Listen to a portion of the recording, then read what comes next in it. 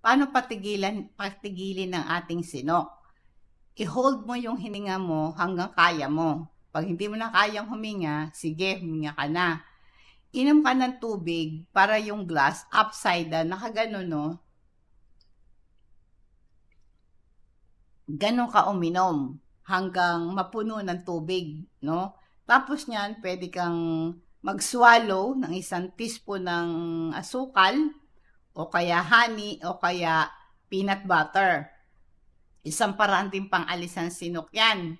O, tapos, pisilin mo yung ilong mo. Habang umiinom ka, pisilin mo yung ilong mo. Pantanggal din ng sinok yan. At mag-gurgle ka, magmumug ka din ng tubig. At saka yung ikaw ay maghikab. Paghikab ka, nakakalis din po yan ng sinok.